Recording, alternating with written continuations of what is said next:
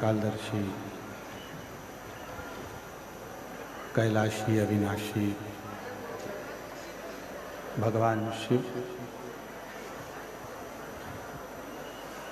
जिनकी पुनीत पावन पवित्र शिव महापुराण की कथा बाबा देवादिदेव महादेव भगवान शिव की पवित्र पावन करुणा, उनकी उदारता से ये पवित्र पावन शिव महापुराण की कथा माघ मेला त्रिवेणी संगम प्रयागराज जी की पवित्र पावन भूमि पर चल रही है। श्री सतुआ बाबा सेवा शिविर के पवित्र प्रांगण में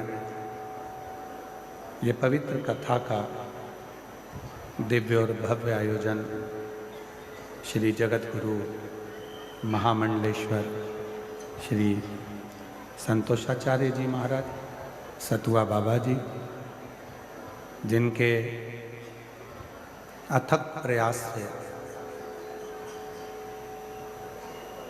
पूरे माघ मेले का एक आनंद, और उसमें भी खाक चौक में भगवान शिव की परम कृपा श्री सतुआ बाबा जी के परम सानिध्य में हो रहा है। सत्य मायने में तो ये कथा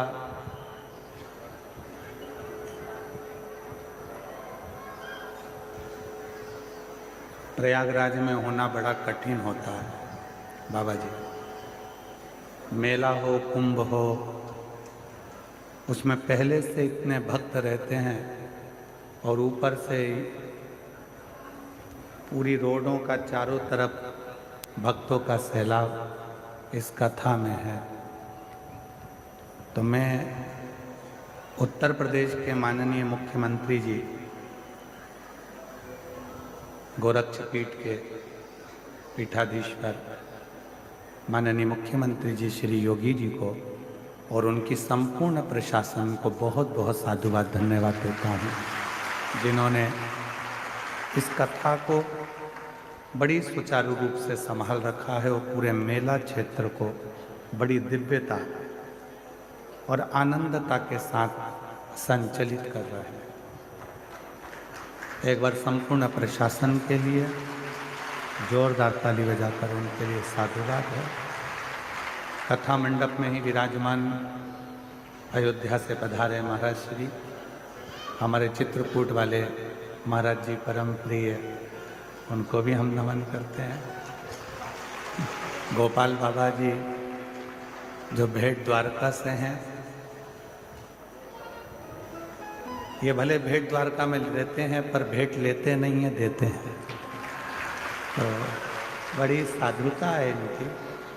एवं सभी कथा मंडप में विराजमान संत साधु, गिरिराज जी से पधारे हमारे पंडा जी के सुपुत्र डाकघर वालों के बहुत बहुत साधुवाद।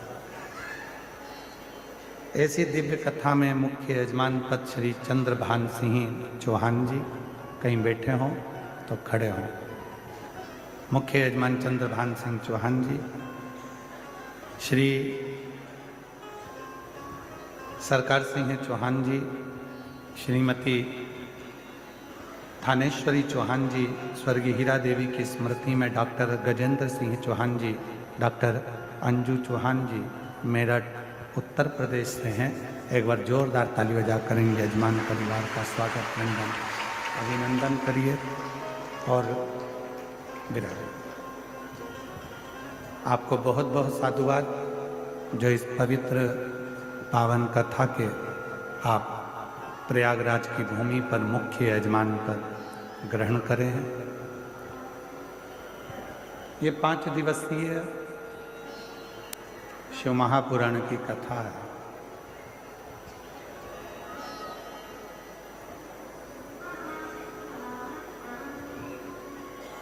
पंच तत्व में विलीन होने वाले इस शरीर को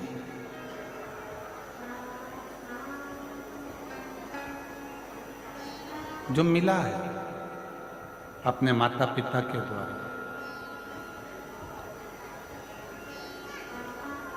इस शरीर को कैसे शिव से लगाया जाए, इस शरीर को कैसे परमात्मा की अविरल भक्ति में लगाया जाए, इस शरीर को कैसे भगवत भजन में लगाया जाए, कैसे भगवत नाम में लगाया जाए, ये शिव महापुराण की कथा हमको सिखाती है।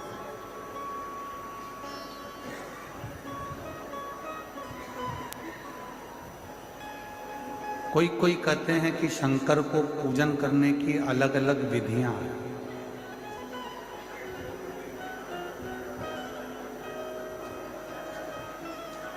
कोई कहते हैं भगवान शंकर को रिझाने के लिए अलग अलग भाषाएं हैं।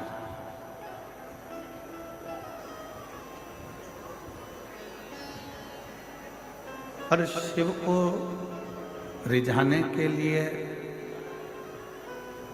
एक विधि होती है, एक भाषा होती है। पर शिव महापुराण की कथा कहती है कि शंकर भगवान विधि से भी प्रसन्न बहुत बाद में होते हैं और भाषा से भी प्रसन्न बहुत बाद में होते हैं। सबसे पहले शिव प्रसन्न होते हैं तुम्हारे मन की अविरल भक्ति और विश्वास।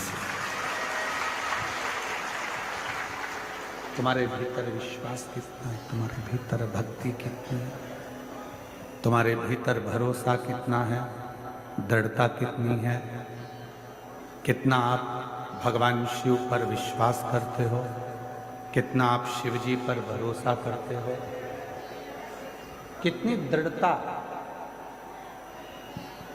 आपकी शिव के प्रति है, कितना भरोसा आपका शिव के प्रति है।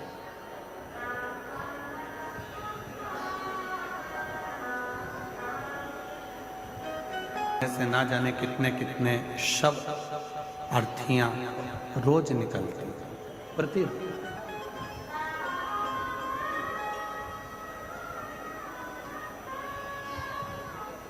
ना जाने कितनी अर्थियां प्रतिदिन निकलती हैं।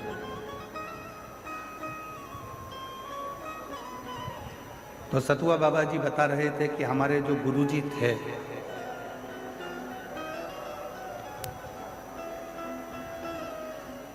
पूर्व में जब वो कोई भी अर्थी लेकर आता था और उसके पास में कुछ पाने के लिए नहीं होता था, रोता था, तो बाबा जी नीचे उतरकर उनको सतुआ घोल कर दे देते थे। सतुआ घोल कर उनको दे देते।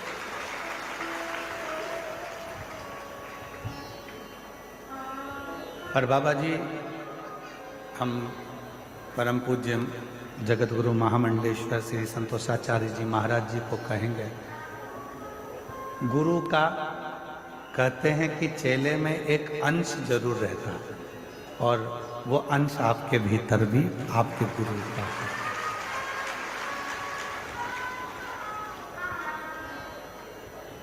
कोई भूखा ना रहे। हम ये तीसरी बार यहाँ पहुँचे हैं और तीसरी बार में भी हमने देखा कि बाबा जी अपने कक्ष में तो कम रहते हैं, भोजनशाला में भोजन चल रहा है कि नहीं चल रहा, सामने पंडालों में जाकर उनकी भी टीन को हटाकर उनके भी हाथ जोड़कर कह दिया कि तुम भी भोजन भंडारा चलाओ, जिससे आए हुए शिव भक्त भोजन।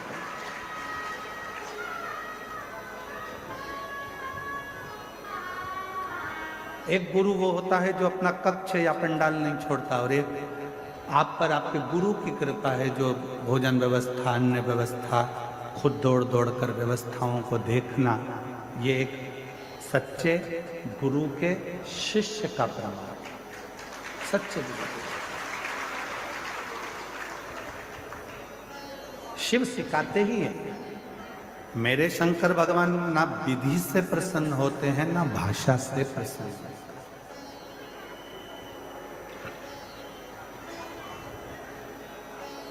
कौन सी विधि हमारे पास में हो कि हम भगवान शंकर को प्रसन्न करें।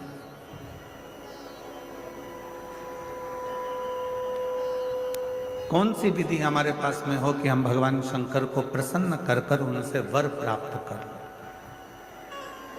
कोई विधि हमारे पास में नहीं है कि हम शिव जी को प्रसन्न कर सकें।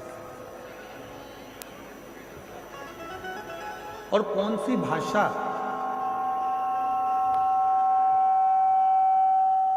हम कौन सी भाषा बोलें जिससे हमारे देव और तेरी कृपा बिना न हिले एक भी अणु लेते हैं श्वास तेरी कृपा से तनु तनु बखान क्या करूं मैं रातों के ढेर का चपटी भभूत में खजाना कुबेर का हे गंगाधर मुक्तिदार ओंकार तू भोले ओंकार तू आयो शरण तिहार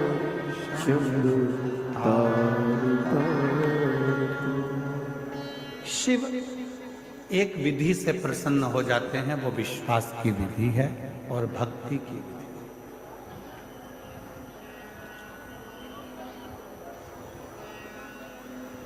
कितना सुंदर एक प्रसंग शिव महापुराण में आता है।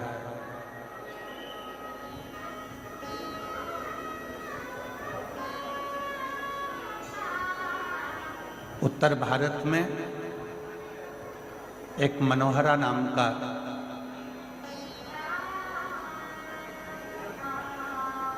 एक भगवान शंकर का शिव भक्त निवास करता था।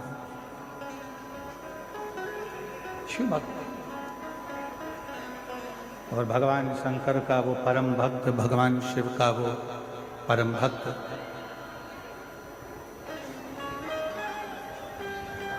उत्तर भारत में एक मनोहरा नाम का एक शिव भक्त रहता था।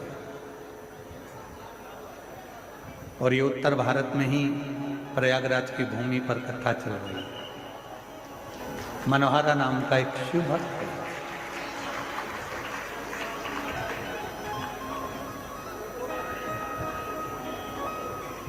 सुतार का काम करता था। सुतारी जानते हो आप लोग? जम के तो बोलो।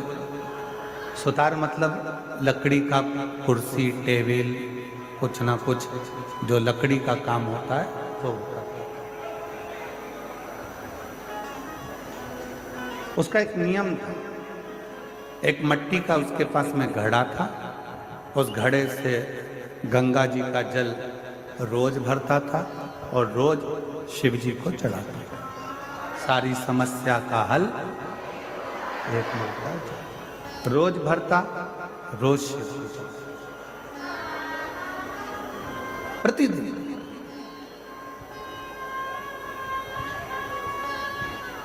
मनोहरा सुतार से उसके जितने भी दोस्त थे, जितने मित्र थे, जितने परिवार वाले थे, जितने कुटुंबी थे और जितने आसपास में रहने वाले लोग थे, वो सब ईर्ष्या करते थे।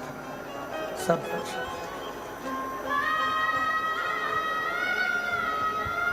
वो कहते हैं ना, घमंडी को ईश्वर नजर नहीं आता। घमंडी को ईश्वर नजर नहीं आता, ईर्ष्यालु को पड़ोसी नजर नहीं आता और क्रोधी को उसका परिवार नजर नहीं आता। कोई घमंडी है, उसके अंदर घमंड भरा हुआ है, उसके अंदर घमंड भरा पड़ा है, तो उसको ईश्वर नजर नहीं आएगा। वो घमंड उसके अंदर यदि भरा पड़ा हुआ है तो उसको ईश्वर दिखेगा ही नहीं। ऐसे कई लोग हैं जिनको रोज समझाना पड़ता है कि राम है, कृष्ण है, शिव है, पर कई घमंडी ऐसे पड़े पड़े हुए हैं, अपनी घमंड में इतना ज़्यादा वो फूले हुए हैं कि वो राम और कृष्ण शिव को मानने को तैयार ही नहीं।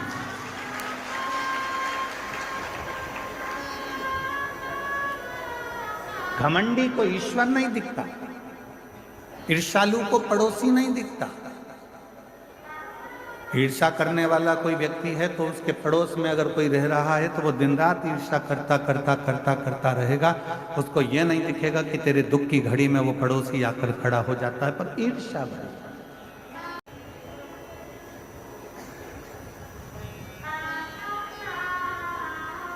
संगम के तट पर अक्षय वट के पास में नागवासुकी का मंदिर है। आप लोग तो प्रयाग के हो, कौन कौन गया है जरा हाथ उठाओ, जरा रखिए। प्रणाम आपको, जो आप होकर आए हो लोटा भर जल चढ़ाकर। नागवासुकी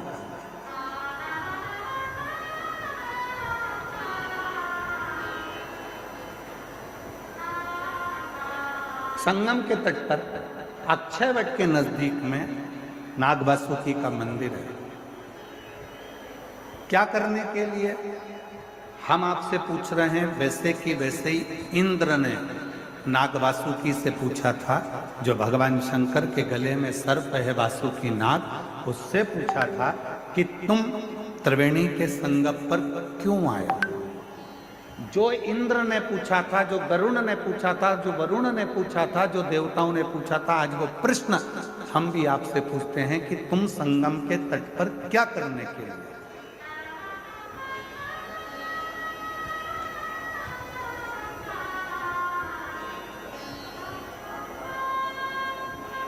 हजारों वर्ष पुरानी कथा आज फिर सतुआ बाबा के शिविर में वही प्रश्न लेकर खड़ी हो गई, जो देवताओं ने भगवान शंकर के गले में पड़े हुए नाग वासुकी से पूछा था। वो प्रश्न आज फिर सामने आकर खड़ा हो।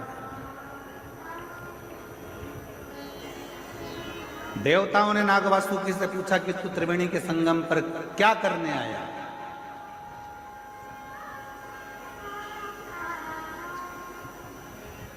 क्या करने के लिए आए?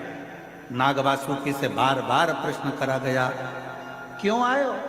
ये गंगा यमुना सरस्वती के संगम पर नाग वासुकी क्या कर? आज वही प्रश्न हम आपसे कर रहे हैं, क्योंकि आप सब प्रयाग के रहने वाले हो। आपसे पूछा जाए कि आप त्रिवेणी के संगम पर क्या करने आए, प्रश्न यहां खड़ा होता है। तो नाग वासुकी ने कहा,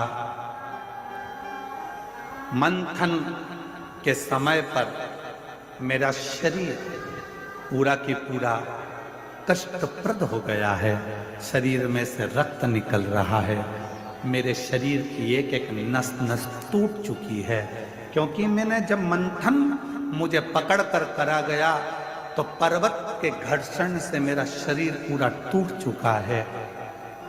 मैं बहुत कष्ट में हूं, बहुत तकलीफ में हूं। तो क्या करने आए हो? बस उस कष्ट को मिटाने के लिए और भगवान से उनकी कृपा पाने के लिए मैं त्रिवेणी के तट पर आकर विराजमान। अब कोई तुमसे पूछे, क्यों रे भाई, ए प्रयाग वालों, त्रिवेणी के तट पर तुम क्या करने के लिए आए हो? तो तुम्हें नाग वासुकी के वो शब्द याद रखना है कि नाग वासुकी ने कहा कि मेरा शरीर हर जगह से टूट चुका है, बहुत कष्ट में हूँ, और मेरे कष्ट को मिटाने के लिए और भगवान की अविरल भक्ति को प्राप्त करने के लिए मैं यहाँ आया हूँ। वही शब्द होना चाहिए। त्रिवेणी के तट पर क्यों आए? जब हम राम नाम जपेंगे, कृष्ण नाम जपेंगे, शिव नाम जपेंगे, भगवान की भक्ति करेंगे, भजन करेंगे, मंत्र जाप करेंगे, नाम जाप करेंगे, इस प्रयागराज की भूमि पर त्रिवेणी के संगम पर बैठकर हम कल्पवास करेंगे, भगवान की अविरल भक्ति प्राप्त करेंगे, तो हमारे जितने दुख हैं वो तो कटेंगे ही, साथ में भगवान शंकर की और राम की, कृष्ण की अविरल भक्ति भी हमको प्राप्त हो।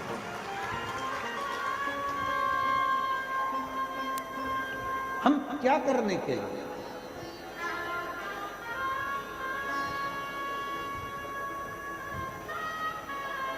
भोजन तो आप अपने घर पर भी कर सकते थे।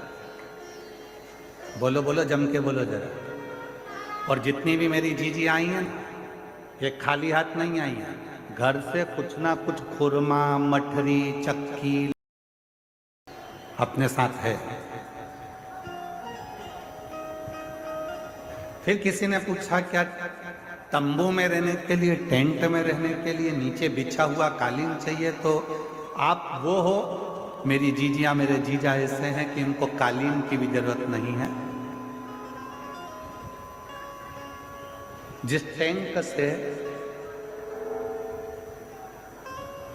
मल साफ होता है, उस टैंक पर भी लोग चढ़ चढ़ के बैठे हुए हैं। मतलब आपको आसन से भी मतलब नहीं।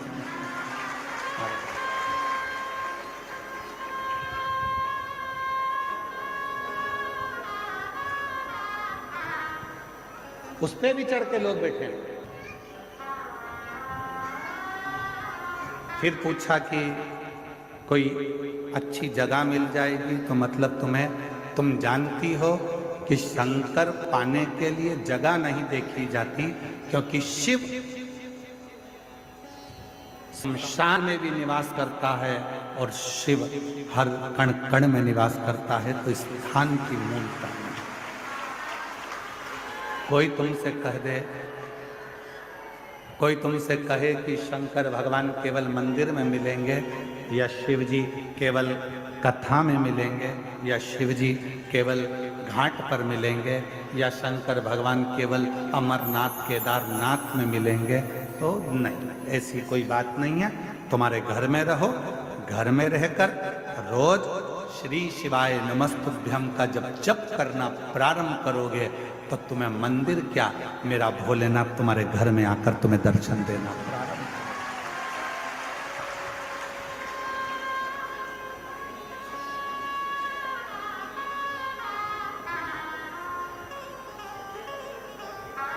हमारे शैलेंद्र जी एक लाइन गुनगुनाते हैं कि मन को बना ले मन में शिवालय, संग चलेगा वो तेरे डमरू।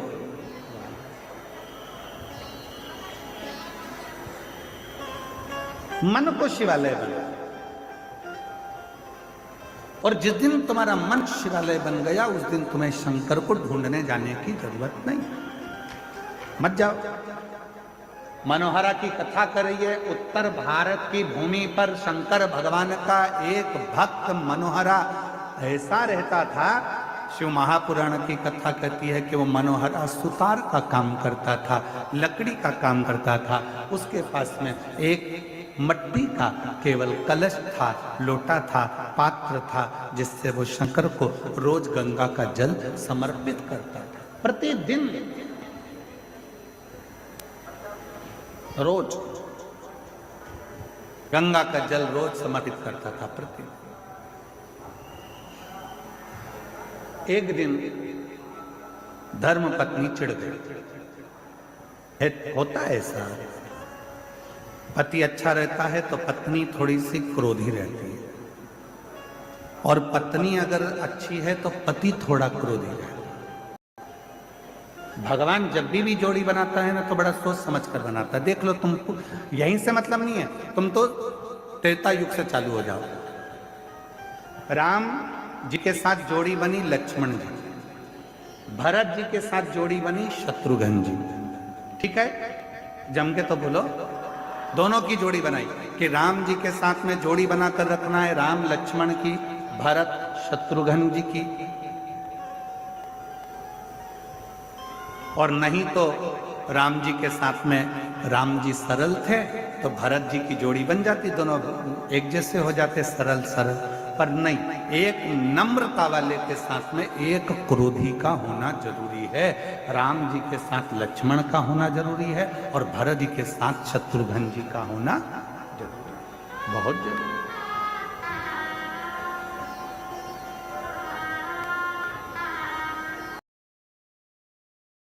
पति गुस्से वाला है, पत्नी थोड़ी सी नम्र। पत्नी गुस्से वाली है तो पति थोड़ा सा नम्र। वैसे तो पति बेचारा नम्र रहता ही है, ऐसा नहीं है कि नहीं रहता है। कर्पूर गौरम करुणावतारम संसार सारम बुझ गए। वैसे तो उसमें नम्रता रहती है।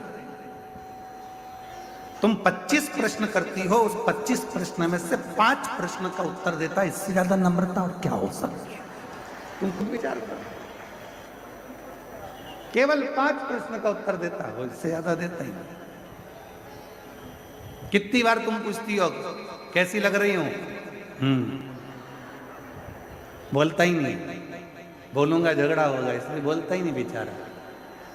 अपने तेल कंगा करता रहता है। फिर आ गई सच के सिर पे जूड़ा मुड़ा बांध के, कैसी लग रही है? वो कंगा कर रहा था, कंगा से मूछे सेट कर रहा है। फिर आ गई, अब की और सिर पे पल्लू डाल के पूछ रही कैसी लग रही हूं? कैसी? फिर बोला ऐसी लग रही जैसे हरी घास में भैंस चल रही है।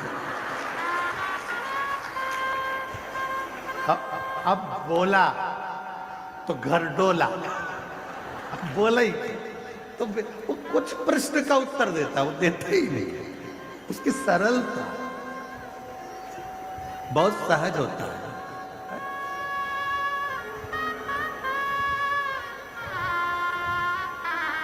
जोड़ी बनी।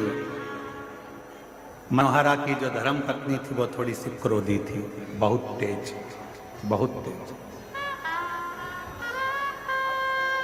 वो कुछ तो भगवान की भी कृपा होती है, जो भगवान के भक्त होते हैं उनकी धर्म पत्नियां थोड़ी तेज होती हैं।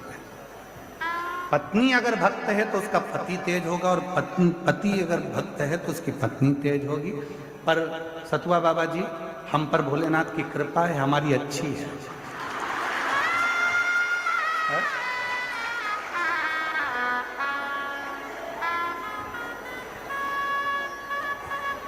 अगर वो थोड़ी गड़बड़ होती तो हम तुम्हारे आश्रम में नहीं आ पाते। अच्छा, तो ऐसा होता है। और कोई कोई परिवार ऐसा होता है, जितने मेरे कल्पवास कर रहे हैं इस माघ के मेले में, जितने मेरे कल्पवासी हैं उनकी धर्म पत्नी भी अच्छी है, पति भी अच्छा है, दोनों मिलकर साथ में कल्पवास कर रहे हैं भगवत वचन। कई बहुत बाबा की कृपा से, कहीं शिव जी की बड़ी करुणा है, जो ऐसे पति पत्नी हैं कि दोनों हर साल कल्पवास करने के लिए 1 महीना दोनों रहकर अपने झोपड़े में, अपने टेंट में, पंडाल में भगवत भजन कर कर भगवान की अविरत भक्ति को प्राप्त कर। अविरत। तो मनोहरा की जो पत्नी थी, मनोहरा की जो पत्नी थी,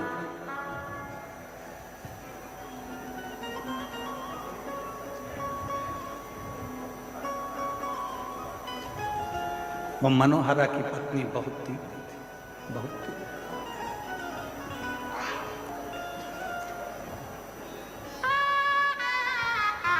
बहुत उठाया उसने अब की बार पानी का जो घड़ा था, जिस घड़े में वो गंगा जल कर शिव जी के मंदिर जाता था, शंकर जी को जल चढ़ाता था, उस घड़े को मनोहरा की पत्नी ने आज तोड़ दिया। मनोहरा रोता हुआ शिव के मंदिर पहुंचा। शिव के मंदिर, शंकर भगवान के मंदिर में पहुंचकर हाथ जोड़कर कहने लगा कि आज मेरे पास में ना लोटा है, कलश है, और ना गंगा का जल, कुछ भी।